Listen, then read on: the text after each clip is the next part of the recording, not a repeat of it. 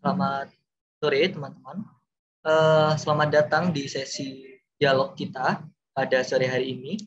Sebagaimana teman-teman sudah ketahui ya mungkin sebagian besar teman-teman sudah ketahui bahwa dialog kali ini kita akan membicarakan satu topik yang cukup penting, setidaknya menurut saya pribadi, karena saya setidaknya sekitar dua tahun belakangan ini mendalami topik ini, yaitu postkolonialisme dalam pemikiran Indonesia ya. Ini topik yang cukup penting, kalau tidak dikatakan sangat penting, karena memang berkaitan dengan identitas. Jadi ketika kita membicarakan identitas bangsa ini itu, kita sudah membicarakan Sunda, Dayak, Jawa dan sebagainya. Pada akhirnya kita akan mempertanyakan, hari ini kita hidup sebagai Indonesia, tapi ya apa itu Indonesia dan bagaimana relasi Indonesia dengan Jawa? Bagaimana, dan relasi antara Indonesia dan Jawa ini kan juga tidak lepas dari satu hal bernama kolonialisme. Betulkah bahwa pemahaman kita tentang identitas kita itu sudah murni? Sungguhkah kita itu memahami Jawa sebagaimana Jawa pada dirinya? Ya itu jadi pertanyaan yang krusial dalam kajian ini. Baik, untuk menjawab itu ya, untuk membahas itu kita akan bersama dengan dua orang pembicara. Yang pertama adalah Romo Robertus Wijanarko. Selamat sore, Romo. Selamat sore, Mas Dery. Selamat sore. Suara saya didengar ya? Ya, bisa, Romo. Nah, Romo Wijanarko adalah seorang pengajar di STFT Widya Sasana Malang. Beliau merupakan salah seorang pemikir di bidang postkolonialisme dan kebudayaan Indonesia. Kemudian pembicara kedua kita itu Prof. Riwanto Tirto Sudarmo. Selamat sore, Prof. Selamat sore. Saya bukan Prof. Oh ya, ini CV yang saya terima begitu. Baik, beliau adalah peneliti senior di Pusat Penelitian Masyarakat dan Budaya Lembaga Ilmu Pengetahuan Indonesia. Beliau melakukan berbagai riset demografi. Perpindahan penduduk, kumpulan esainya dirangkum dalam 3 buku bertajuk Mencari Indonesia 1, 2, dan 3. Baik, tanpa berlama-lama bisa kita mulai ya, tapi saya mengingatkan terlebih dahulu kepada teman-teman bahwa ya kita ada kuis filsafat ya. Jadi untuk teman-teman yang nanti aktif bertanya begitu akan dipilih ya 3 orang. Baik, masing-masing pembicara akan memaparkan materinya sekitar 30 menit. Setelah itu akan ada sesi diskusi. Silakan 3 atau 4 pertanyaan ya. Gitu teman-teman. Baik, mungkin dimulai dari Romo Wijanarko. Silakan, Romo. Oh ya, kita akan mulai dengan ini ya, dengan Bramper. Pandemi membuat banyak hal menjadi tak pasti. Memaksa kita untuk terus beradaptasi. Di saat seperti ini, satu hal yang harus pasti ialah informasi. Harian Kompas ada untuk memenuhi kebutuhan informasi Anda. Menyajikan informasi berbasis data, menghadirkan makna di balik peristiwa, memberikan ruang komunikasi dalam koran cetak dan e-paper. Awali hari dengan informasi akurat dan terpercaya. Saatnya bergabung bersama 2,2 juta pembaca yang mendukung jurnalisme berkualitas.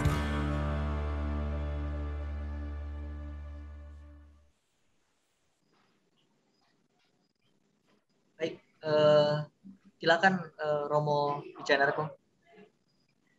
Ya baik, terima kasih Mas Dery untuk waktu yang diberikan kepada saya. Selamat sore untuk semuanya.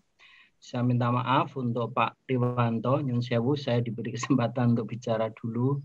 Nanti monggo, Bapak Pak yang melengkapi. Ya. Yeah. Ya, saya akan share screen dulu untuk apa ya? Pada bagian pertama itu melihat konteksnya, konteks pembicaraan kita yaitu tentang kajian postkolonial. Saya sebenarnya menyiapkan PowerPoint yang panjang, tapi karena waktunya pendek, maka tidak semuanya akan saya ulas di sini, tapi hal-hal yang saya anggap membantu kita untuk memahami bidang kajian ini.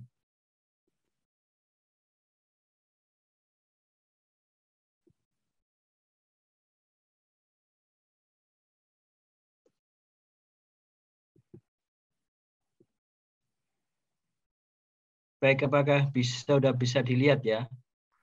Sudah. Share screen saya. Oke, makasih.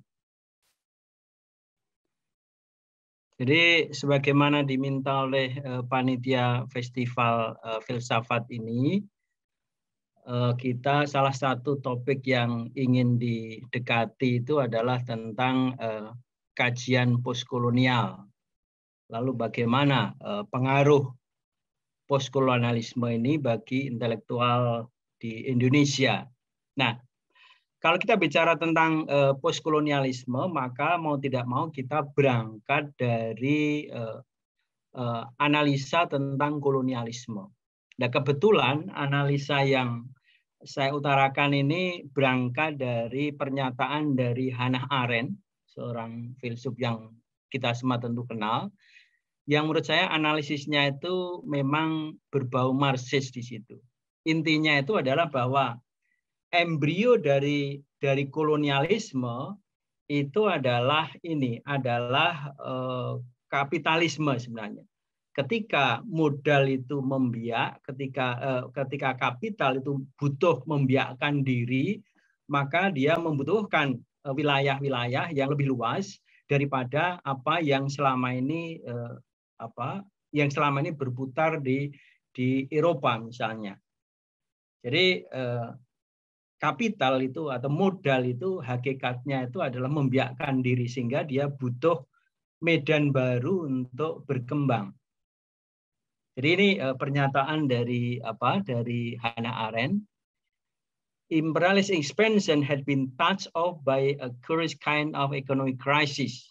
Apa yang dimaksud dengan economic crisis? Which is the overproduction of capital and emergence of superfluous money, the result of oversaving, which could no longer find productive investment within the national border. Jadi itu memang bahwa kapital itu hakikatnya membiakkan diri karena itu butuh medan yang lebih luas. Karena itulah kemudian muncul eksplorasi dan kemudian ekspansi wilayah-wilayah baru, baik untuk mengembangkan modal, untuk mendapatkan bahan-bahan material, dan juga untuk menemukan pasar-pasar baru. Jadi itulah cikal bakal dari kolonialisme. Jadi sekali lagi ini adalah analisis yang berbau Marxis sebenarnya. Jadi tekanannya adalah bidang ekonomi. Nah, kemudian,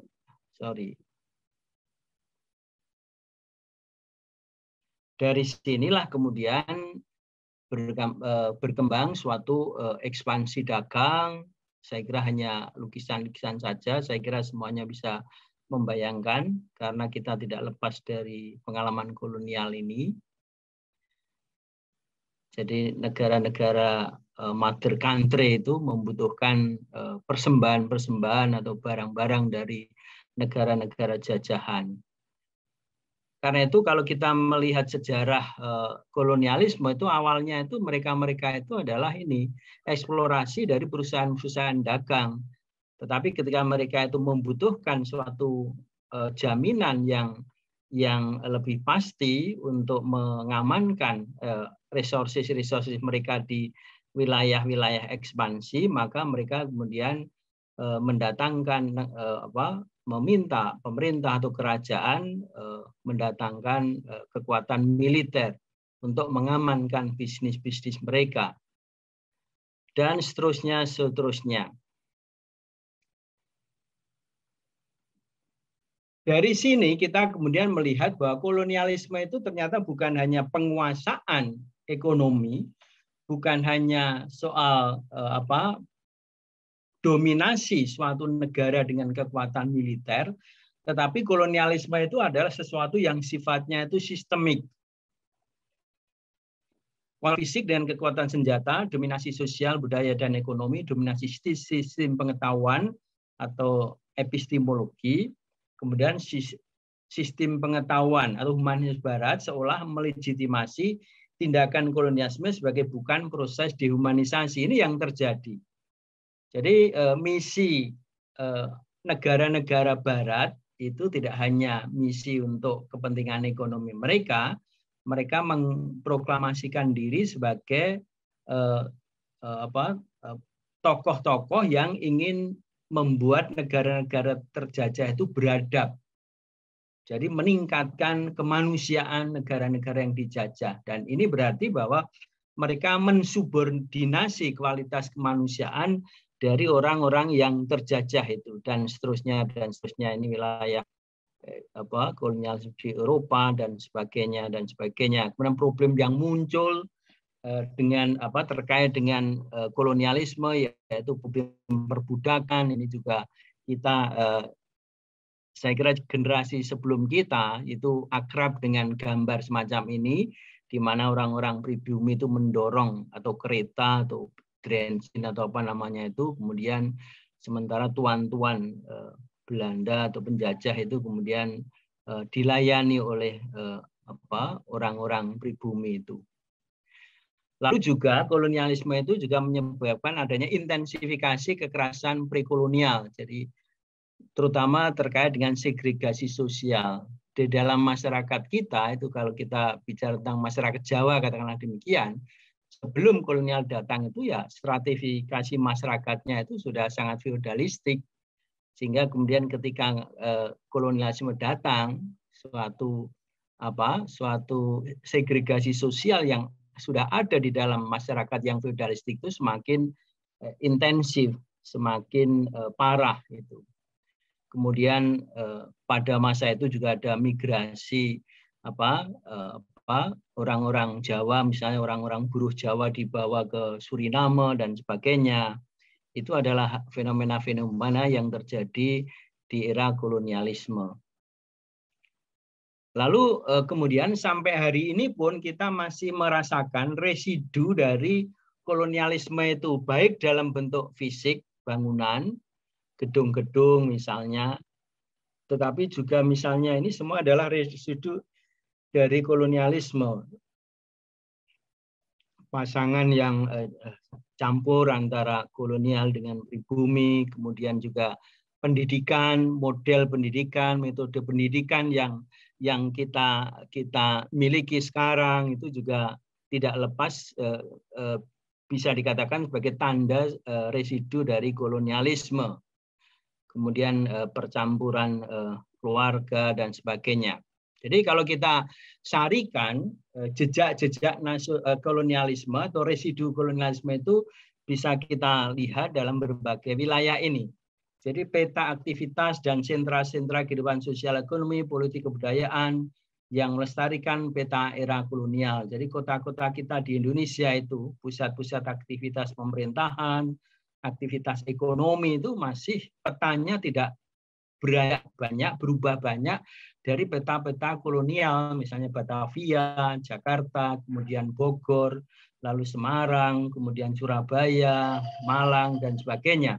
Jadi memang peta aktivitas pemerintahan maupun ekonomi tidak banyak berubah. Jadi sentralisme Jawa dan sebagainya itu juga merupakan residu dari kolonialisme. Lalu juga sistem dan jaringan transportasi dan komunikasi yang tidak beranjak jauh dari era kolonial. Saya kira tidak perlu saya terangkan ini. Lalu sistem sosial budaya, hukum. Jadi kita juga mewarisi sistem hukum produk kolonial, dan politik juga meneruskan sistem kolonial. Ini akan kita lihat nanti. Pengetahuan dan kesadaran akan identitas, pola pikir, dan mentalitas. Kemudian seperti saya katakan tadi, epistemologi, kesadaran akan apa yang dianggap sebagai normal. Jadi yang mau saya ungkapkan di sini adalah kolonialisme itu meskipun penjajah itu sudah pergi, bahwa jejak-jejak atau residu kolonialisme itu masih kita akrabi, menjadi bagian dari kehidupan kita, baik dari segi fisik, tetapi juga dalam segi ini epistemologi, epistemik, dalam kesadaran tentang identitas diri kita itu belum pernah lepas dari ini, residu dari kolonialisme ini. Nah, berangkat dari situasi semacam inilah kemudian muncul suatu pendekatan baru yang disebut sebagai kajian postkolonial atau postkolonial teori. Jadi tentu saja kita tidak akan masuk ke situ. Intinya itu adalah postkolonial teori itu adalah upaya-upaya untuk katakanlah mendekonstruksi residu-residu kolonialisme yang merambah di seluruh sektor kehidupan kita, baik dalam kehidupan yang bisa kita lihat secara dengan mata telanjang maupun dalam kesadaran bahkan bawah sadar kita. Jadi itulah hal-hal yang memang menjadi keprihatinan dari para pemikir di wilayah kajian postkolonial ini. Romo, ngapunten Romo, share screen-nya menghilang Romo. Ya, saya stop memang, maaf. Jadi saya stop karena tidak saya teruskan karena panjang sekali dan banyak teks-teks yang tapi saya ingin tadi kan saya ingin mengatakan bahwa ya kita melihat sedikit konteksnya saja karena waktunya tidak banyak. Jadi mengingatkan kita semua bahwa konteks kita itu adalah itu. Jadi tentang bahwa kita berhadapan dengan residu kolonialisme, dan residu kolonialisme itu memang masih kita alami dalam seluruh kehidupan kita. Dan itu kemudian akan muncul juga residu-residu kolonialisme itu dalam bentuk-bentuk bagaimana kita itu melakukan resistensi terhadap kolonialisme dan bekas residu-residu kolonialisme itu. Karena itu saya akan beranjak ke screen yang kedua. Jadi itu nanti saya kirim saja ke panitia karena itu panjang, ada 30 slide. Saya tidak bermaksud untuk meneruskan itu. Lalu kan fokus kita itu kan postkolonialisme dalam pemikiran tokoh intelektual Indonesia. Nah,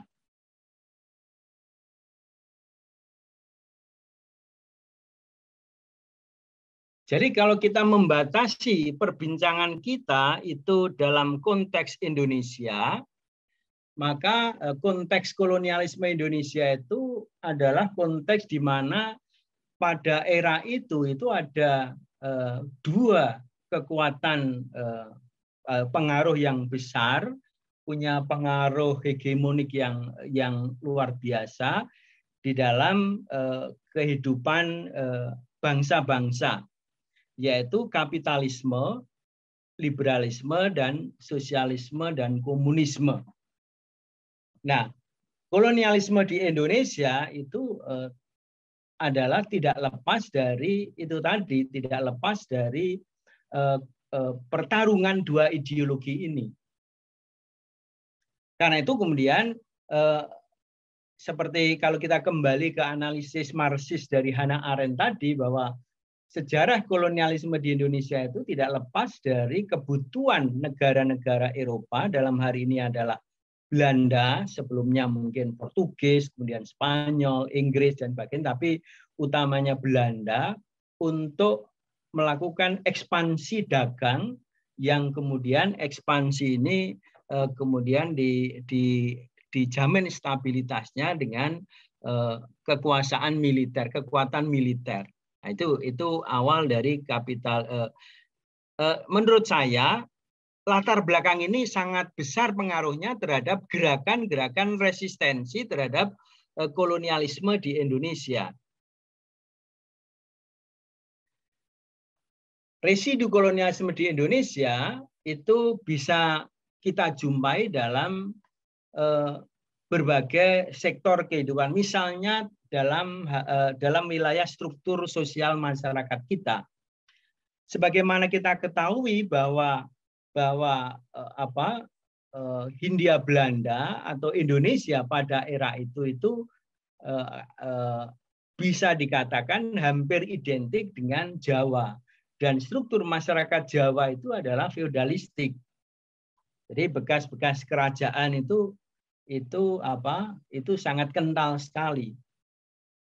Nah, ketika kolonialisme datang, struktur sosial kita yang feodalistik ini tidak berubah, tetapi malah semakin menjadi kuat.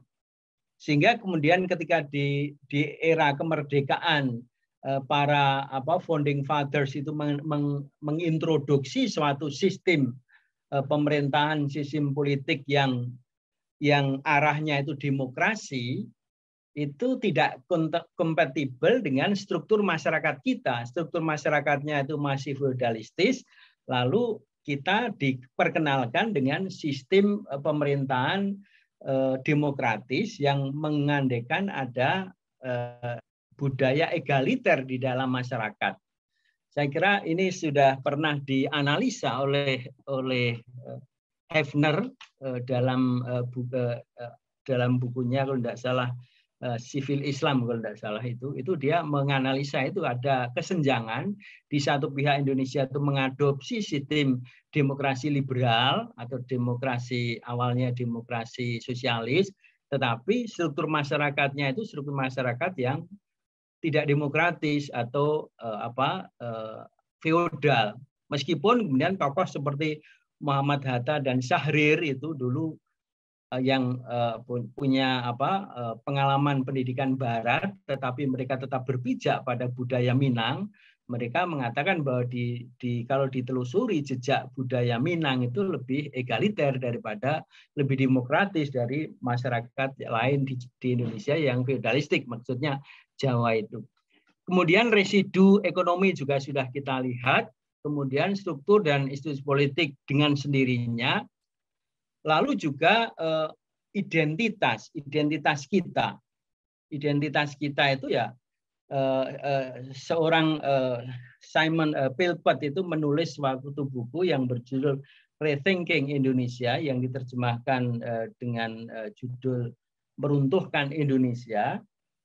Itu dia menganalisis bahwa identitas keindonesiaan kita, Indonesia itu siapa, sistem politiknya itu bagaimana, pemahaman terhadap kekuasaan itu apa. Jadi semua hal yang ada kaitannya atau sangkut pautnya dengan identitas keindonesiaan itu diterima oleh para ahli-ahli yang menaruh minat kepada Indonesia. Jadi diartikulasikan kepada mereka melalui kacamata analis-analis yang dulunya itu periode pertama itu adalah ahli-ahli Indonesianis dari Belanda.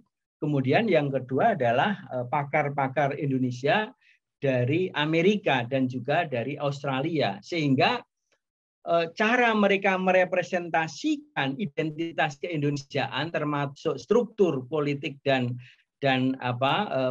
institusi politiknya itu ya berdasarkan kerangka pikir atau kerangka kerja, kerangka analisa dari analis-analis yang notabene itu adalah outsider dan punya latar belakang pendidikan Barat, sehingga kategori-kategori yang mereka gunakan, misalnya bagaimana mereka menganalisa tentang paham kekuasaan di Indonesia dan sebagainya, itu tidak lepas atau sangat terbatas karena kategori-kategori yang mereka miliki, dan itulah yang informasi-informasi itulah yang kemudian diteruskan kepada audiens yang lebih luas, siapapun yang ingin belajar tentang Indonesia. Dalam hal ini kita kemudian diingatkan pemikiran Edward Said di dalam bukunya Orientalisme itu bahwa Timur itu didefinisikan oleh Barat. Nah, dalam hal ini identitas keindonesiaan itu didefinisikan oleh ahli-ahli. Di generasi pertama itu ahli-ahli dari Belanda, kemudian yang kedua ahli-ahli dari Indonesianis dari Amerika dan Australia. Jadi kajian itu kemudian masuk ke komunitas intelektual internasional melalui orang-orang semacam ini. Juga kemudian dalam wilayah kebudayaan.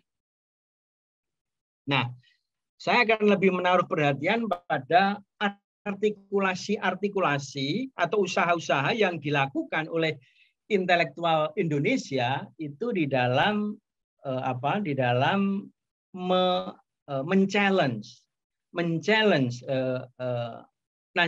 kolonialisme dan juga residu-residu kolonialisme. Saya berangkat dari ini, realitas adanya identitas kaum intelektual kita. Jadi sebagaimana kita ketahui bahwa generasi pertama founding fathers kita itu mereka diekspos ke kebudayaan dan pendidikan Barat. Baik yang secara langsung beruntung mengenyam pendidikan di Belanda misalnya, maupun yang tetap berada di Indonesia tetapi mereka karena kemampuan literasi bahasa Belandanya, mereka juga mengenal gagasan-gagasan dan pemikiran-pemikiran dan karya-karya sastra dari dunia internasional. Nah, menurut penelitian seorang ahli sejarah Australia, jadi John David Legge atau apa namanya itu, dalam bukunya Intellectual and Nationalism in Indonesia, dia mengatakan bahwa intelektual Indonesia di generasi awal intelektual Indonesia itu mengalami pengalaman hibrid misalnya, pengalaman percampuran atau pergelangan budaya atau identitas. Karena di satu pihak mereka itu masih sungguh-sungguh akrab dengan identitas dan budaya entah Jawa atau Minang, tetapi di lain pihak mereka mulai diperkenalkan dan diekspos ke pemikiran tradisi, pemikiran modern, pemikiran Barat. Sehingga muncullah tokoh-tokoh seperti di dalam festival ini juga dibahas, yaitu tokoh seperti Tan Malaka. Tan Malaka dengan Madioknya itu sebenarnya suatu prototipe atau contoh bagaimana seorang intelektual Indonesia yang punya kemampuan untuk berpikir dan menata gagasan, kemudian dia mengalami suatu pengalaman berjumpa dengan gagasan-gagasan misalnya tentang Marxisme dan sebagainya. Lalu inilah yang kemudian dibawa ulang untuk menelaah problem-problem di Indonesia, sehingga ketika mereka itu berusaha untuk merespon realitas kolonial yang menyengsarakan masyarakat Indonesia itu, mereka yang menggunakan kategori-kategori ilmu pengetahuan pengetahuan Barat. Gitu. Karena itu di dalam festival kemarin saya juga melihat bahwa masyarakat Indonesia atau masyarakat Hindia Belanda yang masih kental dengan budaya mistik itu kemudian mulai diperkenalkan supaya mengalami literasi pengetahuan, mengenal bahwa bahwa sumber dari pengetahuan itu adalah pengetahuan empiris, bahwa apa yang bisa kita pikirkan, kita katakan itu berasal dari pengalaman-pengalaman empiris, pengalaman materialistik dan sebagainya.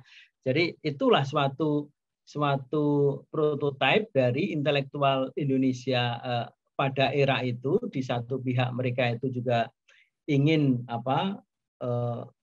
menginterupsi dominasi kolonial, tetapi instrumen-instrumen yang mereka miliki itu adalah instrumen-instrumen yang tersedia itu adalah instrumen-instrumen yang mereka kenyam dari pendidikan Barat misalnya.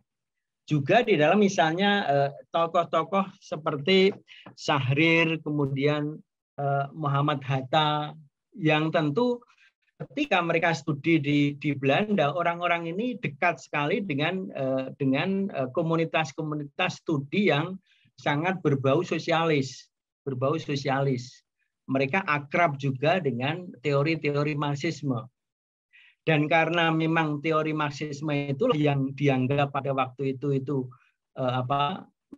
menjadi kendaraan untuk men-challenge kolonialisme, kapitalis dan liberalisme, maka adalah sesuatu yang wajar ketika tokoh-tokoh founding kita di era awal itu memang ya lebih akrab dengan teori-teori Marxis dan sosialis.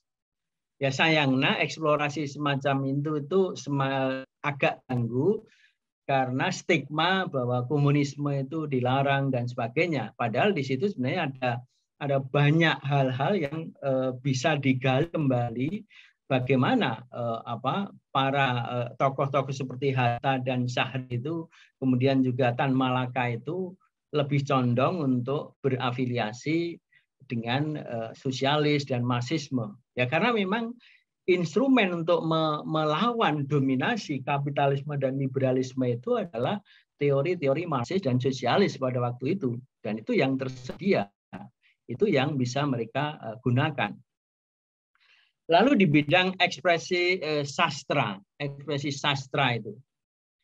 Ya, kita tentu akrab dengan karya-karya misalnya seperti Pramudia Anantatur dan sebagainya itu. Jadi meskipun beberapa dari mereka itu tidak secara langsung pernah studi di Barat dan sebagainya, tetapi karena mereka punya kemampuan berbahasa asing, berbahasa Belanda, maka mereka juga bergaul dengan karya-karya sastra internasional, sehingga kemudian ekspresi karyanya itu sangat berbau internasional atau kosmopolitan kalau bahasa sekarang. Jadi tokoh-tokoh seperti Sultan Tahdir Ali Sabana, kemudian Sanusi Pane, katakanlah Mangunwijaya, kemudian Pramudia itu mereka adalah bukan anak kandung dari misalnya karya-karya seperti Negara Kertagama atau Prapanca atau Mahabharata. Jadi mereka justru ini lebih akrab dengan karya-karya sastra Barat. Nah, inilah yang saya katakan artikulasi hibrida itu. Karena di satu pihak mereka itu punya keprihatinan terhadap Indonesia atau Hindia Belanda yang terjajah ini, tetapi artikulasi yang mereka ekspresikan itu adalah suatu percampuran antara unsur lokal dan gagasan-gagasan yang mereka temui dari dunia yang sifatnya itu internasional. Jadi kemudian pergulatan artikulasi politik, kita pernah mendengar tentang munculnya kesadaran nasionalisme. Kemudian negara kita juga pernah memeluk demokrasi liberal, kemudian ideologi komunisme juga masuk, kemudian juga campur dengan kekuatan Islam. Jadi artikulasi politik semacam ini itu juga merupakan suatu bentuk hibrida menurut saya. Artinya bahwa di satu pihak mereka ingin bertolak dari apa yang ada, apa yang dimiliki oleh budaya lokal, oleh masyarakat di Hindia Belanda ini, tetapi di lain pihak bahwa kerangka untuk artikulasi yang mereka kenal itu adalah kerangka artikulasi yang mereka temukan dalam pergaulan internasional yang lebih luas itu. Lalu kemudian apakah kemudian terjadi diskontinuitas epistemik? Itu kan pertanyaan yang muncul selama beberapa hari ini. Apakah kemudian kalau tadi kita disuguhi suatu epistemologi Jawa, lalu apakah kemudian itu mengalami diskontinuitas, kemudian kepotong, lalu kemudian ada semacam intrusi yang datang bersama dengan gerbong kolonialisme itu, atau bagaimana? Apa yang terjadi dengan tradisi-tradisi lokal atau tradisi-tradisi atau kerangka-kerangka epistemik lokal itu, apakah mereka itu kemudian mengalami atau tersingkirkan atau bagaimana? Lalu bagaimana sikap kita dalam situasi semacam ini? Karena faktanya bentuk-bentuk perjuangan melawan kolonialisme yang dilakukan oleh para founding fathers kita itu ya sifatnya hibrida, merupakan persilangan, perkawinan antara unsur-unsur lokal, dan mereka juga bisa memanfaatkan unsur-unsur modern yang mereka terima dalam pendidikan mereka. Apakah kalau kita itu menggunakan kerangka pikir atau kerangka epistemologi kita untuk men-challenge epistemologi Barat misalnya, apakah kita punya bahasa untuk mengartikulasikan itu? Apakah mereka juga akan merasa mendapatkan partner untuk berdialog, untuk berdiskusi dengan kita kalau kita itu tidak menemukan bentuk-bentuk bahasa untuk mengartikulasikan apa yang kita maksud? Kalau apa yang kategori-kategori yang kita miliki itu ternyata tidak dipahami oleh penjajah dan dunia internasional, lalu apa yang bisa kita lakukan? Nah, kita diingatkan pada buku dari Gayatri Spivak itu, Can the Subaltern to Speak? Kalau kita itu tidak mempunyai bahasa atau bentuk-bentuk artikulasi yang kira-kira nyambung dengan apa yang menjadi concern mereka, dan mereka merasa tertantang, terchallenge oleh misalnya epistemologi kita, bisakah terjadi suatu dialog peradaban dan sebagainya. Jadi ini memang persoalan-persoalan yang tidak mudah menurut saya. Tetapi faktanya adalah bahwa intelektual-intelektual Indonesia pada era itu menggunakan jalan tengah itu, menggunakan artikulasi hibrida itu, saya katakan itu. Jadi di satu pihak mereka itu juga berusaha untuk menggali unsur-unsur lokal, tetapi di lain pihak juga mereka membutuhkan instrumen-instrumen kerangka pikir modern untuk mengkerangkakan, mensistematisasikan pengalaman-pengalaman lokal. Misalnya saja paham tentang yang diusung oleh Hatta misalnya. Dia getol sekali mengkampanyekan misalnya ekonomi kerakyatan, kemudian sistem ekonomi kerakyatan, demokrasi dan sebagainya. Itu dia mulai bicara tentang itu karena dia berkenalan dengan teman-teman diskusinya yang kebanyakan itu adalah sosialis. Lalu kemudian dia berusaha untuk menunjukkan bahwa di dalam masyarakat Minangkabau pun ternyata ekonomi yang sifatnya itu ekonomi perkumpulan atau kemudian juga sistem komunitas kerakyatan yang sifatnya egaliter itu bisa ditemukan di dalam masyarakat Minangkabau misalnya. Jadi itu adalah usaha-usaha untuk mengawinkan suatu epistemologi atau ilmu atau kerangka modern dengan unsur-unsur lokal. Punten Romo, waktunya tinggal 5 menit nggih. Waduh, ya bentar. Lalu kemudian kalau situasinya seperti ini, apakah gagasan-gagasan, aktivitas-aktivitas, gerakan-gerakan postkolonialisme di Indonesia itu hanyalah kita itu hanya meneruskan semacam limbah yang atau tren yang terjadi di misalnya di wacana-wacana intelektual Barat, ya, misalnya yang diusung oleh Edward Said, oleh Homi Bhabha, oleh Frantz Fanon dan sebagainya. Apakah postkolonialisme di Indonesia itu ada momen orisinalnya, ada sesuatu yang otentik dari Indonesia itu?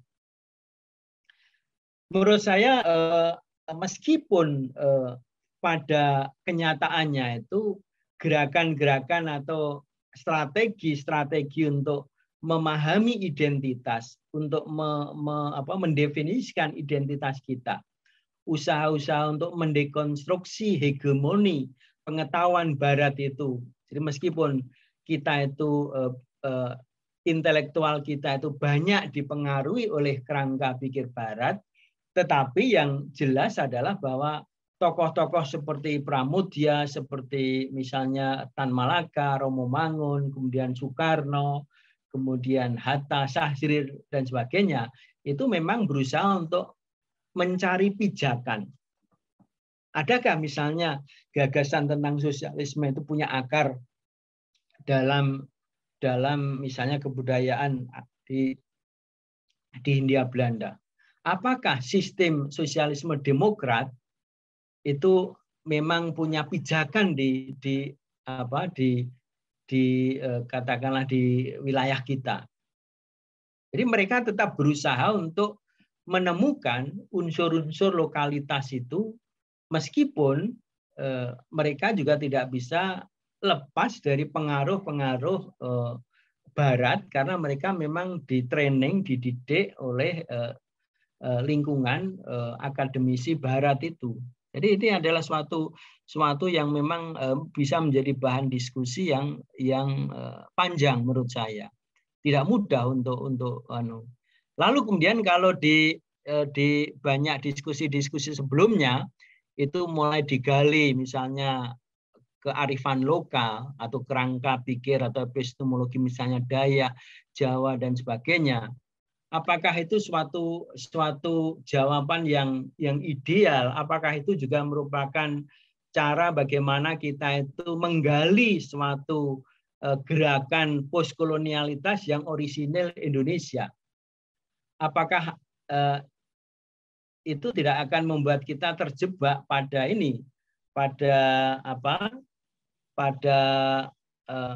pandangan yang sangat esensialis, seolah-olah realitas itu harus dibelah menjadi dua, barat dan lokal. Padahal relasi biner inilah yang sebenarnya mau diatasi oleh kajian postkolonial itu. Apakah kalau ketika itu kita ngotot untuk menggali unsur-unsur lokalitas itu, kita tidak terjebak pada apa yang dicurigai sebagai gerakan nativistik. Jadi artinya seolah-olah nostalgia yang dulu itu baik, indah, luhur dan sebagainya.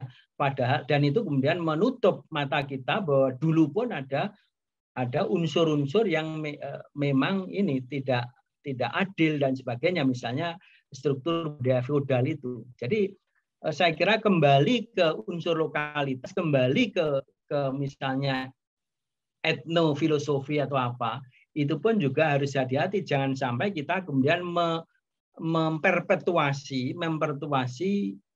hegemoni yang dulunya itu adalah hegemoni dari Barat, epistemologi Barat, kemudian kita ingin mengambil alih kendali dan kemudian menyajikan suatu bentuk hegemoni yang baru.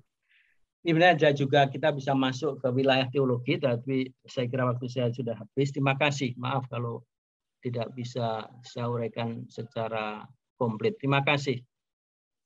Baik, terima kasih. Baik, terima kasih Romo Wijanarko. Ya, memang problem nativisme, hibriditas itu, identitas itu menjadi hal yang penting, hal yang krusial dalam diskusi ini, dan itu hal yang kita cari. Sebenarnya kan ada kaitannya dengan diskusi kemarin ribut-ribut di Twitter etnofilosofi. Baik, kita akan lanjut ke pembicara selanjutnya. Pak Riwanto akan menyampaikan materinya selama kurang lebih 30 menit. Monggo Pak Riwanto. Ya, terima kasih. Selamat sore. Suara saya cukup kedengaran ya? Terdengar.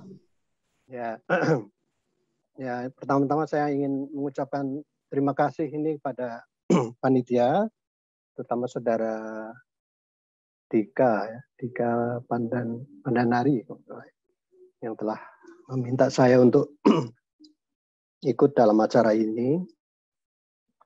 Dan ini sebenarnya formatnya dialog gitu ya.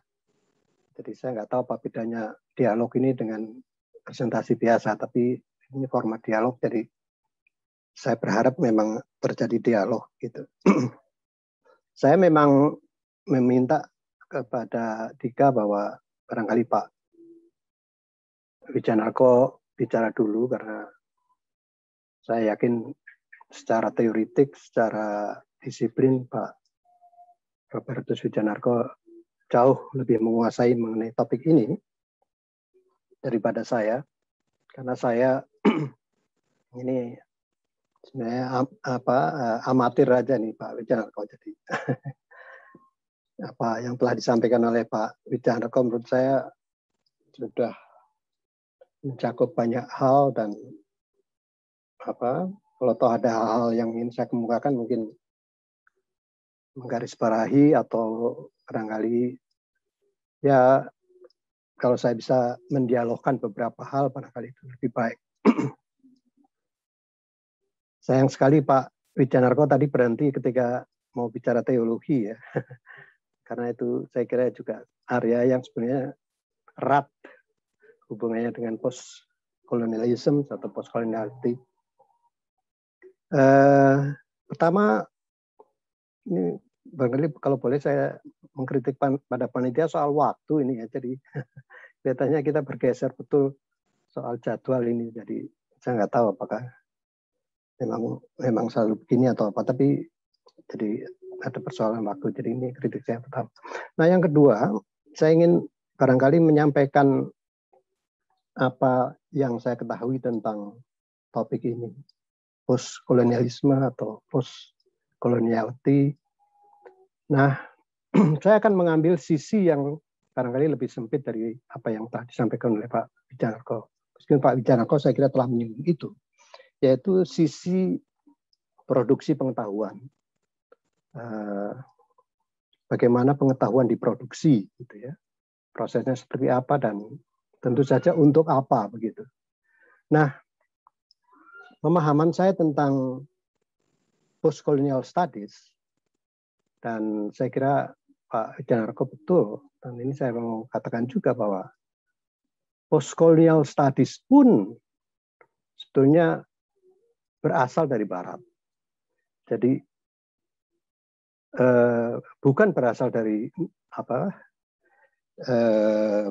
bangsa-bangsa yang terjajah, tapi post-colonial studies sebagai sebuah sebuah disiplin itu juga berasal dari Barat. Itu buah pengetahuan Barat juga.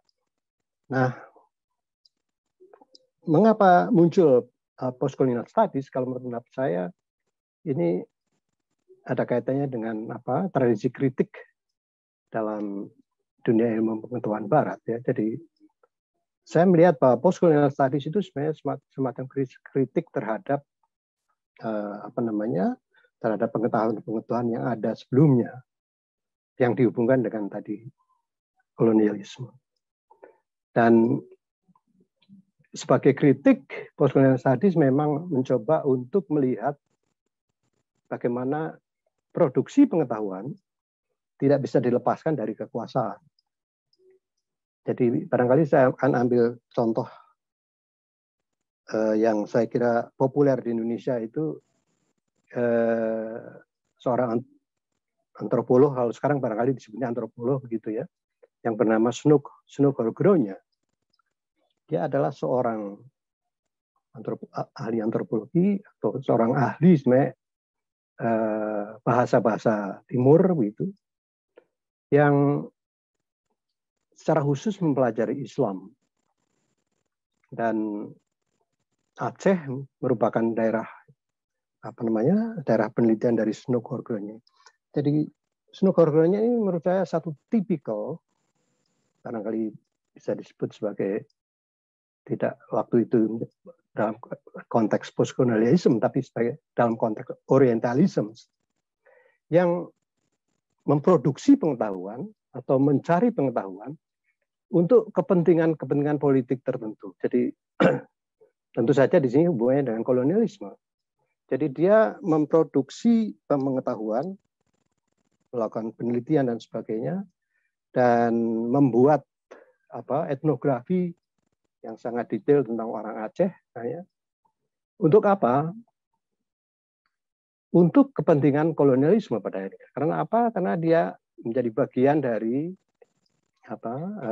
satu komisi yang bekerja untuk pemerintah kolonial. Jadi ini satu contoh konkret bagaimana pengetahuan diproduksi dalam konteks kolonialisme. Nah, postcolonial studies yang juga muncul di Barat itu berusaha untuk bahasanya Pak bicara aku tadi mendekonstruksi pengetahuan semacam ini. Jadi sebenarnya membuka kedok proses memproduksi pengetahuan itu untuk kepentingan siapa, untuk apa dan sebagainya. Jadi postcolonial studies adalah sebuah kritik sebenarnya terhadap terjadinya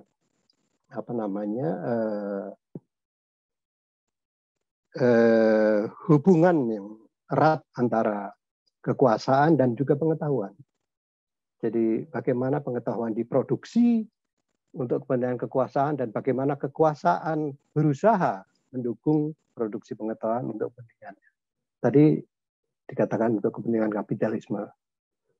Barangkali ya. Tapi poin saya adalah bahwa situlah sebetulnya postcolonial studies atau postcolonialism atau studi postkolonial itu sebetulnya adalah kritik dari para ahli yang melihat bahwa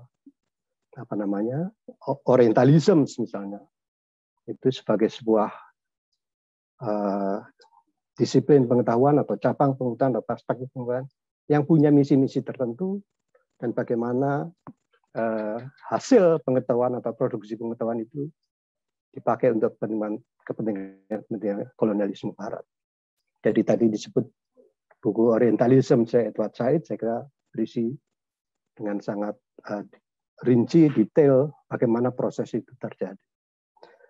Jadi itu salah satu contoh. Dan jadi yang ingin saya kemukakan adalah bahwa postcolonial studies sangat erat hubungannya dengan apa yang disebut sebagai upaya-upaya emansipatoris pengetahuan. Ya. Jadi dengan membuka kedok kolonialisme atau orientalisme, pengetahuan yang diproduksi oleh kaum orientalis itu sebetulnya para penganut atau para pelopor dari postcolonial studies sebenarnya ingin melakukan emansipasi terhadap kemanusiaan. Jadi ini poin yang menurut pendapat saya sangat penting. Karena apa? Karena saya kira di sini yang menurut saya perlu digarisbawahi adalah poin emansipatoris dari pengetahuan itu. Nah, tadi saya telah memberikan contoh Snugorgolnya, begitu ya. Dan memang kita sebagai sebuah bangsa tidak mungkin lepas dari pengetahuan-pengetahuan yang diproduksi oleh Belanda. Jadi ini juga sebuah ironi tapi juga paradoks kalau kita bekerja sebagai ilmuwan di Indonesia atau intelektual di Indonesia. Kita ini juga produk Barat, saya kira. Sebagian besar dari kita belajar di Barat dan paradigma kita sebenarnya paradigma yang dibuat di Barat. Tetapi dengan munculnya postcolonial studies sebenarnya yang itu juga dimulai di Barat dan dipelajari oleh kita di Barat juga. Itu sebenarnya poin yang sangat penting adalah itu tadi. Bagaimana melihat elemen atau dimensi emansipatoris dari pengetahuan itu. Nah, saya ingin kasih contoh yang lain lagi yang lagi-lagi berkaitan dengan Belanda, pengetahuannya yaitu pengetahuan tentang hukum adat. Jadi tokoh yang menciptakan apa yang disebut sebagai hukum adat atau adatrecht dalam bahasa Belanda yang bernama Vollenhoven. Nah, Vollenhoven ini seperti Snugorgolnya, seorang ahli bahasa-bahasa Timur yang bisa kita katakan sebagai etnolog atau antropologi begitu ya, yang bekerja erat dengan Snugorgolnya. Jadi dalam komisi itu kalau tidak salah Snugorgolnya sebagai ketua, Vollenhoven sebagai sekretaris. Dan Vollenhoven itu sebetulnya berbeda sekali dengan Snook Hurgonya yang tinggal lama di Aceh, bahkan sempat naik haji ke Mekah dan sebagainya, mempelajari masyarakat Muslim di Mekah sana. Hanya beberapa kali dan dalam waktu yang pendek sekali ke Indonesia. Jadi Vollenhoven ini berbeda sekali dengan Snook yang menikah dengan orang Indonesia, tinggal di Indonesia. Dia hanya beberapa kali ke Indonesia, tetapi dia menyuruh atau meminta murid-muridnya. Sebagian muridnya adalah orang Indonesia ya, yang menarik itu. Dan salah satunya yang sangat terkenal adalah yang bernama Supomo, yang kemudian duduk dalam BPU PKI, ikut merumuskan konstitusi itu. Supomo, seorang ahli hukum. Murid-murid von Vollenhoven ini diminta untuk membuat etnografi dari seluruh suku bangsa Indonesia. Jadi bagaimana ciri-cirinya, bagaimana karakteristiknya, bagaimana sistem ulayatnya. Dan melalui etnografi murid-muridnya inilah von Vollenhoven bisa mendeskripsi dengan sangat rinci sistem sistem yang kemudian dia sebutkan sebagai hukum adat itu di seluruh Nusantara. Dia bagi-bagi seluruh Nusantara ini menjadi beberapa bagian. Nah, yang menarik adalah murid-murid dari von Vollenhoven ini juga orang Indonesia. Saya tadi sebutkan salah satunya adalah Profesor Supomo, seorang ahli hukum yang saya terkenal. Dan Menteri Kehakiman yang pertama. Jadi Anda bisa bayangkan, kalau Supomo ini kita lihat sebagai seorang akademisi, sebagai intelektual Indonesia pasca kemerdekaan, kita dengan jelas melihat bagaimana hubungan dia dengan gurunya von Vollenhoven yang menganut orientalis itu, dan bagaimana kemudian hukum adat yang sebetulnya diciptakan untuk kepentingan kolonial itu diadopsi sedemikian rupa menjadi bagian dari hukum di Indonesia. Jadi saya hanya ingin menunjukkan sebuah ironi atau paradoks bagaimana produksi pengetahuan yang awalnya berkaitan dengan kolonialisme itu kita adopsi, kita teruskan, kita modifikasi dan sebagainya, tetapi pada dasarnya adalah atau tidak mungkin kita lepaskan dari pengetahuan-pengetahuan yang diproduksi oleh kaum orientalis. Nah, paradoks ini atau ironi ini kemudian menjadi bagian dari diskursus intelektual di Indonesia. Jadi sampai hari ini saya kira kalau Anda mengikuti berbagai isu, salah satu isu adalah masyarakat adat gitu ya. Dan bagaimana kemudian pada saat ini pemerintah dan juga para LSM berusaha untuk merumuskan rancangan undang-undang tentang masyarakat adat. Tetapi yang menarik adalah bahwa konsepsi tentang masyarakat adat yang tidak bisa dilepaskan dari hukum adat diproduksi oleh kaum orientalis, oleh Snook Hurgonya, oleh bersama von Vollenhoven, dan diturunkan melalui murid-muridnya yang kuliah di Universitas Leiden itu, yang terbukti mereka menjadi menjadi pemimpin-pemimpin nasional, mereka yang merumuskan tentang hukum di Indonesia dan sebagainya. Jadi inilah yang menurut saya satu hal yang menarik, secara empiris kita bisa lihat, kita bisa baca dan sebagainya. Nah, pertanyaan kita adalah kemudian, jika post-colonial studies itu adalah sebuah kritik terhadap kolonialisme, terhadap produksi pengetahuan dari para kolonialis, para orientalis dan sebagainya. Jadi pertanyaan, apakah setelah kemerdekaan para intelektual Indonesia berhasil dalam perspektif post-colonial studies sebagai sebuah kritik terhadap kolonialisme, kita berhasil nggak melakukan emansipasi terhadap produksi pengetahuan Indonesia. Jadi ini sebenarnya sebuah pertanyaan yang perlu kita jawab bersama. Jadi dalam pengamatan saya, dan ini sebenarnya juga menjadi ironi kita tidak lepas ya, kita sulit melepaskan diri dari dari paradigma yang berasal dari Barat. Postcolonial studies pun itu juga berasal dari Barat, dan kita di sini mencoba mengembangkannya.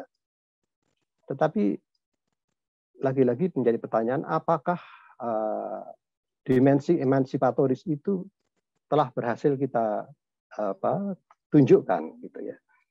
Dari dua kasus tadi, Snook dan von Vollenhoven itu, saya sebenarnya menunjukkan bahwa ada semacam skeptisisme dari saya bahwa kita telah berhasil melakukan emansipasi itu.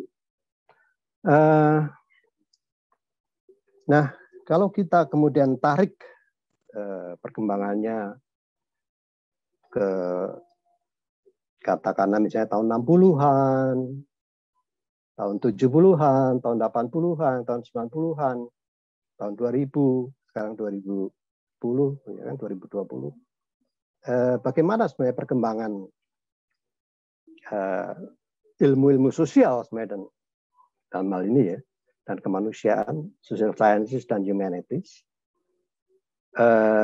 Kalau kita lihat dalam kerangka atau dalam paradigma postcolonial studies tadi, apakah perkembangan ilmu sosial, perkembangan humaniora di Indonesia telah menunjukkan tanda-tanda emansipasi atau berhasil melakukan emansipasi terhadap produksi pengetahuan. Dalam arti dia bisa menjadi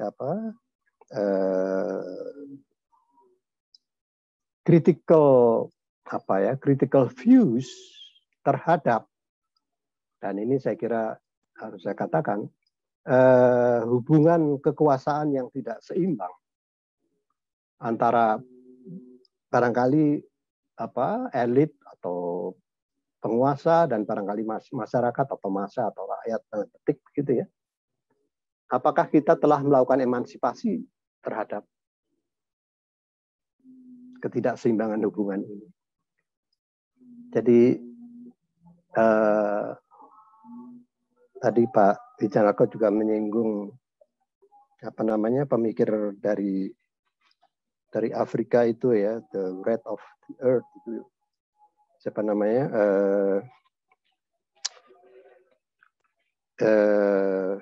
Frantz Fanon, Pak.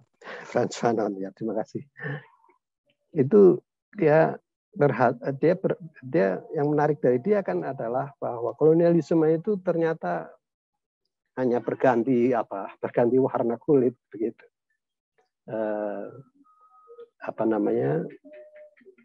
Berganti topeng gitu ya, dan ini sebenarnya menjadi persoalan kita. Apakah sebenarnya hubungan kekuasaan antara the ruling elite sama the mass itu sudah bisa secara kritis kita lihat, dan produksi pengetahuan dari para intelektual kita itu bisa bersifat emansipatoris terhadap ketidakseimbangan hubungan antara the ruling elite dan the mass ini. Nah, di sini saya agak skeptical bahwa intelektual kita telah berhasil untuk melakukan upaya emansipatoris itu. Dan dalam kaitan ini saya bisa menyebutkan sebetulnya beberapa intelektual yang telah mencoba secara kritis mengembangkan pendekatan-pendekatan yang berusaha menganalisa ketimpangan struktural itu. Sebagai contoh, saya bisa sebutkan di sini Arief Budiman, kemudian juga pernah ada satu buku yang ditulis oleh dua orang yang saya kira menarik, itu Sri Tua Arief dan Adi Sasono, yang juga melihat persoalan-persoalan yang bersifat struktural, tidak hanya dalam kaitan dengan Indonesia, tetapi dia juga melihat dalam kaitan dengan hubungan antara pusat dan pinggiran, center and periphery, secara global gitu ya, bahwa dan ini saya kira bisa dibaca dalam teori yang disebut sebagai dalam teori ketergantungan gitu ya, bahwa secara permisi Pak, waktunya tinggal 5 menit nih Pak. Oke. Secara global sebenarnya tidak hanya hubungan yang tidak seimbang di dalam sebuah negara, tetapi ternyata hubungan yang tidak seimbang dalam satu negara itu menjadi bagian dari sebuah konstelasi global. Dan saya kira kritik-kritik itu saya kira menarik. Dan kalau kita dengar sampai hari ini, saya kira kritik-kritik seperti Arif Budiman dan Trito Arif dan Adi Sosono itu masih relevan ketika kita, saya kira semua orang juga tahu dan menjadi pengetahuan umum bahwa yang menguasai kita adalah oligark gitu ya, oligarki dan sebagainya. Yang merupakan lagi-lagi the ruling elite secara politik juga secara ekonomi yang belum berhasil saya kira kita seimbangkan gitu ya. Masih ada dominasi yang terlalu besar dari segelintir orang terhadap orang banyak. Nah, dalam kaitan dengan isu post-colonial studies ini, lagi-lagi pertanyaannya, apakah ilmu sosial di Indonesia atau ilmu kemanusiaan di Indonesia telah berhasil mengembangkan sebuah perspektif melalui penelitian, melalui buku dan sebagainya yang bisa mengemansipasi masyarakat Indonesia secara kritis melihat ketidakseimbangan ini.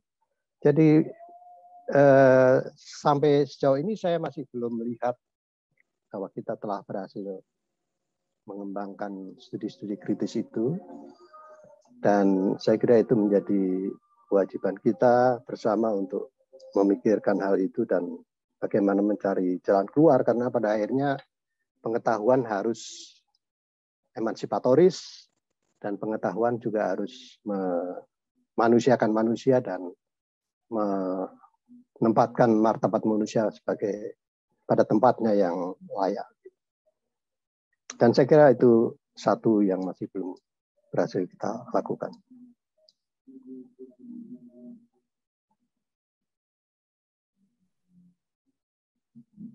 Baik. Bagaimana Pak Riwanto? Ya, saya sudah selesai. Oke. Terima kasih Pak Riwanto. Nah, selain tadi Romo Wijanarko sudah menyorot soal hibriditas ya, Pak Riwanto juga menyorot satu hal yang juga sangat penting dalam problem kolonial di Indonesia, itu produksi pengetahuan ya, menyebut Prof. Supomo yang disebut sebagai murid dari nyebutnya orientalis, Senoger Kronje itu orientalis. Untuk menyebut yang lain mungkin misalnya Prof. Faruk yang muridnya Prof. Theo gitu. Jadi kan kita hari ini di sastra itu kita juga tahu misalnya kapan sastra Indonesia itu lahir, 1920 gitu. Itu kan yang kita tahu bahwa itu Balai Pustaka. Tapi ada usaha-usaha seperti misalnya Prof. Sapardi, Bu Melani itu berupaya untuk mencari lagi awal dari sastra Indonesia itu kapan. Nah, itu juga saya rasa salah satu dinamika ya dalam upaya menemukan Indonesia itu sendiri. Nah, itu juga belum berhasil, dan Pak Riwanto tadi menyatakan skeptis tentang keberhasilan para pemikir ini untuk menemukan Indonesia itu sendiri pada akhirnya, karena masih ada di dalam tempurung hibrid itu tadi. Ya, baik, kita akan langsung menuju diskusi ya, sesi tanya jawab, dan saya rasa ini banyak sekali karena ini topik yang menarik, tapi mohon maaf teman-teman karena waktunya terbatas ya, jadi rasa 2 hingga 3 pertanyaan itu sudah cukup panjang gitu. Baik, ini dari Bung Yabu M. Ini untuk Romo Robertus, tapi Pak Riwanto saya rasa juga menarik untuk juga baik untuk menjawab ini. Dalam sejarah disebutkan bahwa kolonialisme imperialisme telah berdampak luas pada hampir semua sektor kehidupan, mulai dari kehidupan sosial, budaya, ekonomi, politik, hukum, pendidikan, dan seterusnya, yang pada akhirnya sangat merugikan bangsa Indonesia. Bagaimana pandangan Romo Robertus terhadap hal tersebut, terutama jika dikaitkan dengan ideologi Pancasila? Monggo, Romo. Ya, baik.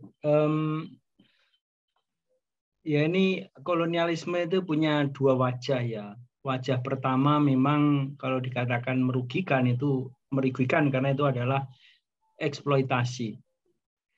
Tapi kalau kita itu berusaha untuk menghindari suatu konsep yang esensialis tentang peradaban atau budaya, itu bahwa tidak ada yang namanya budaya murni, itu tidak ada. Budaya itu selalu merupakan produk dari proses pergaulan antar komunitas manusia. Termasuk di dalamnya mungkin ya kalau kita mau bicara tentang budaya Indonesia, meskipun itu juga tidak jelas yang mana seperti apa. Atau katakanlah kita ngomong keindonesiaan, itu ya memang di satu pihak memang eksploitasi sistemik itu merugikan, tetapi juga ketika kita itu diekspos, dikenalkan dengan sebuah budaya alternatif, kita itu seperti dipicu gitu, ditantang untuk berpikir, ditantang untuk melihat diri kita, meninjau kembali secara kritis diri kita, membandingkannya dengan yang lain. Dan dari situlah kemudian muncul suatu budaya baru yang terus berkembang. Kita tahu bahwa budaya itu adalah kata kerja, bukan kata benda. Nah, terkait dengan Pancasila, kalau kita bersikukuh bahwa Pancasila itu adalah murni kristalisasi dari nilai-nilai yang sudah tertanam dalam jiwa dan kepribadian bangsa Indonesia, saya kira kalau kita melihat rumusannya atau apa yang dipungut, itu saya kira tidak lepas dari kerangka analisis, kerangka berpikir yang dikenal oleh misalnya Soekarno dan sebagainya, yang notabene dia juga mengenal paham-paham filsafat, pemikiran-pemikiran Barat.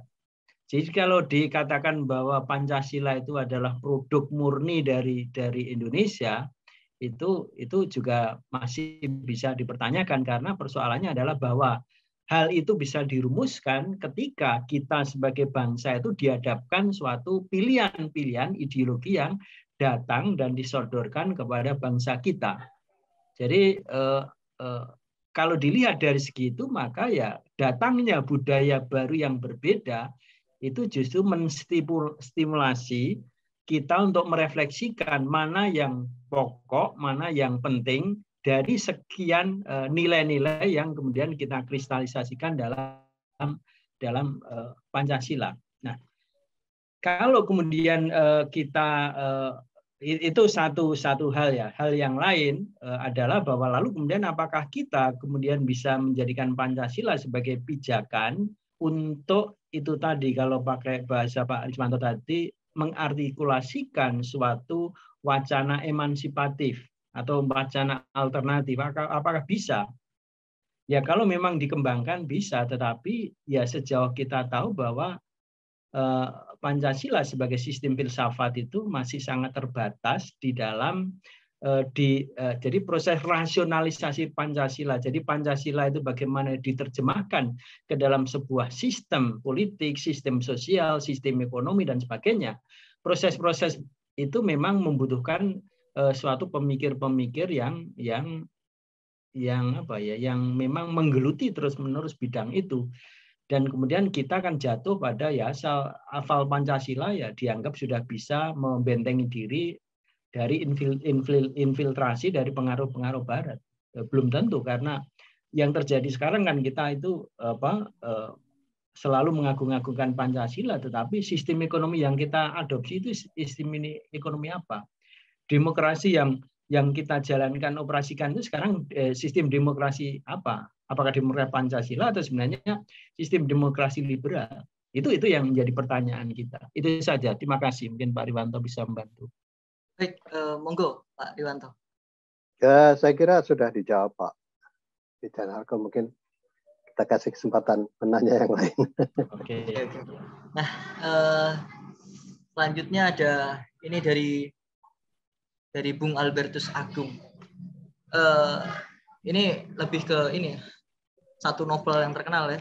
Dalam Bumi Manusia, tokoh Mingke harus mempertanggungjawabkan dirinya yang berpola pikir Belanda berhadapan dengan ibundanya yang kental beralam pikir Jawa. Dalam diskusi mereka, Pramudia menunjukkan kontras pemikiran Eropa yang egaliter dengan pemikiran Jawa yang feodal. Bagaimana menurut Romo? Apakah bentuk pemikiran lokal harus tergusur oleh pemikiran Eropa yang lebih rasional dalam beberapa aspek? Silakan Romo. Dan mungkin Pak Menurut Riwanto. saya bentuk pemikiran yang perlu diperjuangkan itu adalah bentuk pemikiran yang semakin membuat kita semakin manusiawi, semakin adil, semakin seimbang dan sebagainya. Jadi aneka sistem yang kemudian membelenggu kita pada struktur yang tidak adil, struktur yang manipulatif, apapun sistem itu menurut saya ya harus dikritisi. Menurut saya itu. Silakan Pak Riwanto. Ya, saya kira saya menggarisbawahi pendapat Pak Wijanarko. Ada yang bersifat universal gitu ya dalam ilmu pengetahuan gitu ya. Dan saya mempercayai itu. Jadi rasionalisme itu sesuatu yang saya kira bersifat universal sebenarnya. Jadi kalau tadi pembaca Bumi Manusia mendikotomikan antara Mingke yang barat dan Ontosoroh yang timur, bacaan saya agak berbeda karena saya melihat Ontosoroh ini justru telah mencerna barat dengan baik. Jadi meskipun dia tidak sekolah, dia telah memahami sebetulnya bagaimana cara berpikir barat dan bagaimana melawannya. Meskipun kalah ya. Jadi itu menunjukkan dan saya kira di sini yang menarik dari Pram, saya kira Pram tidak mau menunjukkan, dan saya menduga Pram itu justru anti Jawa dalam arti Jawa yang feodal begitu ya. Jadi Ontosoroh ditampilkan oleh Pram sebagai seorang yang saya kira bukan seorang feodal, bukan seorang Jawa dalam arti yang konvensional, tapi orang Jawa yang sudah tercerahkan, justru itu. Jadi dan lagi-lagi ini menunjukkan lagi dalam tanda petik universalitas nilai rasionalisme yang dimiliki juga oleh orang Jawa sepertinya yang Ontosoroh. Jadi saya agak skeptis kalau kita berusaha untuk membangkit-bangkitkan atau mencari-cari hal-hal yang otentik gitu ya. Otentik Jawa, otentik Indonesia dan sebagainya. Saya agak skeptis dengan kalau ada upaya-upaya semacam itu. Karena apa? Karena sulit mencari otentisitas itu. Dan mungkin tidak ada karena semuanya selalu saling pinjam antar kebudayaan dan hal itu biasa. Jadi barangkali poin saya adalah apakah dia emansipatoris atau tidak, itu poin saya. Terima kasih. Mohon maaf Pak Riwanto kalau boleh mengoreksi. Tadi yang dimaksud oleh Bung Albertus adalah yang berpikiran Jawa itu bukan Nyai Ontosoroh tapi ibu dari Mingke itu yang dimaksud. Oh sorry, karena saya dengarnya tadi Nyai Ontosoroh, bukan ya, ibunya Mingke ya? Ya. Ibunya Mingke ya, oke, itu berarti ibu bupati ya? Bupati Mingke kan anak bupati kalau nggak salah ya. Saya agak kabur di sini. Apakah dengan ibunya yang Jawa atau dengan Nyai Ontosoroh ini? Jadi yang saya tangkap dengan Nyai Ontosoroh. Maaf kalau Saya nggak tahu dengan ibunya seperti apa dialog.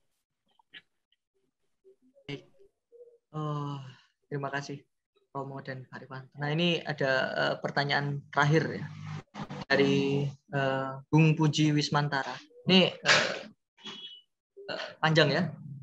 Menurut Kahin, dampak politik etis memunculkan kelompok intelektual sekolahan yang memiliki pola pikir Eropa sentris atau modernis. Di sini beliau menyebut Bung Hatta, Syahrir, dan STA. Di pihak lain, kemudian Ben Anderson mengemukakan kemunculan kelompok muda yang tetap mempertahankan pola pikir dan pola pandang Nusantara. Gajar Dewantoro, Muhammad Yamin, Soekarno, Wahid Hasyim, dan lain-lain. Perbedaan pandangan ini justru menjadi polemik seru antara guru dan murid, yaitu Kahin dan Ben Anderson. Nah, kedua kelompok ini yang sejak era pergerakan hingga saat ini saling berhadapan sebagai lawan yang mempengaruhi dinamika perpolitikan Indonesia. Dan inilah kondisi postkolonial kita hingga hari ini yang rentan terhadap perpecahan bangsa. Bagaimana pandangan ini atau kondisi ini dalam pandangan pasca kolonial? Silakan, mungkin Pak Riwanto terlebih dahulu atau ya silakan Pak. Ya, saya kira sudah terkenal itu apa namanya, ada perbedaan perspektif antara George Kahin yang menulis tentang nationalism and revolutions in Indonesia dengan muridnya Ben Anderson yang menulis disertasi di bawah bimbingan Kahin juga ya tentang sebenarnya pemuda revolutions. Jadi itu satu periode yang pendek sekali kalau nggak salah 45-47 yang dimana Ben Anderson menunjukkan bahwa revolusi Indonesia itu sebenarnya revolusi pemuda. Dan ini tafsir yang berbeda dengan Kahin yang menulis buku tebal sebelumnya. Nah, tapi yang menarik dua orang ini apa ya, meskipun guru dan murid tapi saling menghormati ya, dan di sini saya kira yang harus paling enggak saya lihat ya, jadi itu hal yang biasa begitu ya, dan kalau Anda yang bertanya tadi melihat bahwa ini punya implikasi terhadap cara berpikir kita di Indonesia yang saling bertolak belakang, menurut saya sih ya kita yang keliru. Tapi kita harus melihat Kahin dengan perspektifnya, dengan penelitiannya, Ben Anderson dengan penelitiannya, dan saya kira dua-duanya harus kita baca dengan baik. Dua-duanya pasti punya kekurangan, dua-duanya punya pandangan yang tertentu karena risetnya memang berbeda, tapi juga karena kepada siapa empati itu diberikan, atau kepada siapa sebenarnya ya empati lah bahasa saya. Nah, Kahin ini dekat dengan para pemikir elit pemikir Indonesia tadi disebutkan seperti Syahrir, Sujatmoko, Hatta dan sebagainya. Itu memang generasi pemikir awal, tetapi yang menarik dari Ben Anderson, dia justru melihat Jawa, dia justru melihat Jawa yang abangan,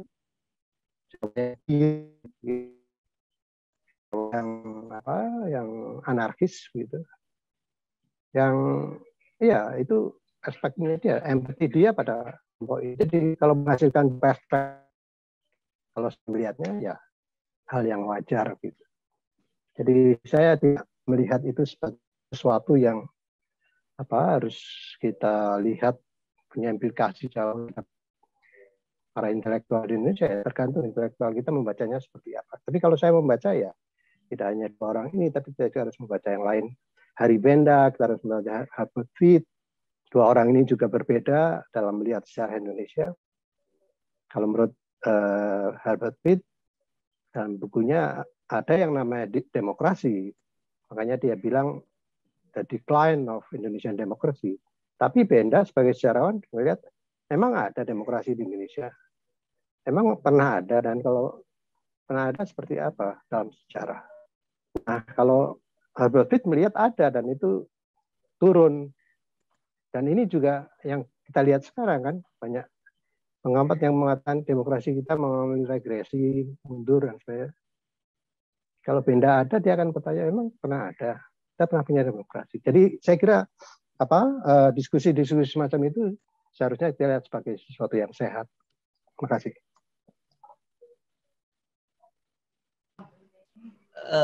Baik, terima kasih Pak Riwanto. Monggo Romo Wijanarko. Waktunya masih ya? Ya sebentar aja. Jadi saya tidak mengikuti perdebatan antara Kahin dan Ben Anderson, tetapi yang saya petik dari gagasan Ben Anderson itu adalah konsep dia tentang mimikri. Mimikri itu mimicking, jadi meniru. Jadi intelektual Indonesia itu cara berpikirnya dan kemudian artikulasinya itu dan hidupnya itu meniru Belanda, katakanlah demikian. Tetapi meniru itu bukan tetapi sebenarnya itu bentuk subversi yang laten. Subversi laten artinya bahwa dengan meniru dia tidak dibidik, dianggap berbeda oleh kolonial, tetapi dari situ itu kemudian mereka memukul dari belakang kerangka pikir atau strategi kolonial. Jadi maksudnya begini. Jadi kan Syahrir kemudian Hatta ini kan akrab sekali dengan kelompok-kelompok sosialis yang ada di Partai Sosialis di Belanda. Diskusi mereka itu dengan sosialis ini, dan kelompok sosialis inilah yang kemudian menekan terus pemerintah kolonial Belanda kemudian untuk melakukan politik etis terhadap Indonesia. Kemudian hasilnya adalah politik etis di bidang pendidikan itu. Jadi itu bukan sesuatu yang gratis berdasarkan niat baik dari Belanda, tapi secara politis ruling government itu ditekan terus oleh kelompok oposisi yaitu sosialis. Nah, apa yang menjadi skema perjuangan antara kapitalisme, liberalisme dengan sosialisme itu kemudian masuk ke Indonesia. Dan Syahrir dan Hatta itu mengusung kerangka sosialisme dan tentu saja Marxisme itu masuk ke Indonesia. Dan berkat orang-orang inilah, meskipun mereka berdua mengatakan bahwa gerak perjuangan kemerdekaan Indonesia itu sebenarnya bukan semata-mata hasil dari intelektual muda ini, tetapi adalah sudah dimulai oleh gerakan-gerakan massa, gerakan-gerakan rakyat. Lalu gerakan-gerakan rakyat ini dibantu oleh pemimpin-pemimpin muda ini dengan kerangka berpikir, kerangka analisa, sehingga kemudian mereka menyadari situasi mereka yang dieksploitasi itu. Jadi artinya bahwa kesadaran bahwa mereka itu dieksploitasi dan kesadaran bahwa mereka harus berjuang itu menurut Leje ini itu juga perpaduan antara ilmu pengetahuan yang diusung oleh intelektual ini dan pergerakan-pergerakan yang kemudian menemukan kerangka teori dan analisanya untuk mengadakan suatu revolusi. Bahkan Legi mengatakan bahwa revolusi Indonesia itu hanya mungkin karena orang-orang ini yang berdarah Minang ini kemudian meyakini terbantu oleh teori sosialisme dan Marxisme bahwa satu-satunya kemungkinan untuk menghentikan praktek kolonialisme yang sangat kapitalis itu adalah dengan revolusi. Nah, itu juga jalan yang ditempuh oleh Frantz Fanon. Satu-satunya membebaskan orang Algeria dari penjajahan Prancis itu ya revolusi. Itu kan sangat Marxis. Nah, ini maksud saya bahwa mereka kalau dikatakan bahwa intelektual Indonesia di generasi awal ini kemudian sangat berbau Eropa, ya mungkin cara pikirnya begitu, tetapi kemudian mereka tidak indiferen terhadap bahwa ada sesuatu yang harus diubah, ada sesuatu yang harus dikritisi. Jadi itu menurut saya itulah cara strategi mereka. Itu saja, mudah-mudahan apa yang saya katakan ini bisa sedikit membantu. Terima kasih. Baik, terima kasih Romo. Ya, ini masih banyak pertanyaan sebenarnya, tapi karena waktunya terbatas, jadi mohon maaf teman-teman. Jadi tidak semuanya bisa disampaikan. Baik, kita sudah selesai sebenarnya dengan sesi dialog ini, dan Terima kasih untuk Pak Riwanto dan Romo Janarko telah membagikan pengetahuan sama dengan teman-teman yang ada di ruangan ini. Untuk Bu M, Bung Puji Wismantara dan Bung Albertus Agung mungkin bisa memberikan kontak ya, WhatsApp kepada host untuk nanti dihubungi terkait dengan quiz gitu. Nah, pada akhirnya kita bisa menarik kesimpulan ya bahwa diskusi soal postkolonialisme ini memang sangat penting karena itu terkait dengan identitas kita gitu. Dan juga sebagaimana tadi Pak Riwanto dan Romo Wijanarko sudah paparkan bahwa pembahasan soal postkolonialisme dan secara teoritik itu tidak lepas dari satu asumsi yang sifatnya dekonstruksionis itu, filsafatnya begitu, dan pada akhirnya memang teorinya kan memang begitu. Said itu mengutip Foucault dan Gramsci itu kan mereka dua tokoh yang juga membongkar gitu. Jadi memang diskusinya memang selalu membongkar gitu. Tapi pada akhirnya kita juga perlu membangun gitu, kita perlu bersikap realistis gitu. Tadi juga ada bertanya mengaitkan dengan apa namanya Amerika Latin ya. Di Amerika Latin itu ada orang-orang, ada realisme magis gitu. Itu kan ada di taraf ide, tapi pada taraf real gitu, bagaimana kita mempraktikkan ide otentik. Tapi pada akhirnya kita membutuhkan satu ide tertentu yang dia itu bisa kita gunakan untuk jadi dasar bagi pembangunan kita. Sayangnya ide kita atau ide postkolonial kita ini masih hibrid, sehingga kita ini masih ngambang. Kita ini mau lari kemana sebenarnya? Pembangunan kita ini mau dibawa kemana? Asumsi metafisik apa? Gitu. Apakah katakan bahwa ini kan materialistis gitu? Mau kita materialistis atau tidak itu tadi juga disambung soal ekonomi. Nah itu menjadi penting, dan semoga diskusi ini semoga materi ini tidak berakhir di dalam ruangan ini karena ini sangat penting. Gitu. Nah akhirnya itu yang bisa saya sampaikan. Terima kasih sekali lagi kepada Pak Riwanto dan Romo Wijanarko. Terima kasih kepada teman-teman yang sudah antusias dalam sesi ini. Saya ucapkan selamat malam dan saya kembalikan kepada MC. Saya minta pamit juga sekaligus karena ada kegiatan lain. Makasih. Terima kasih, Romo.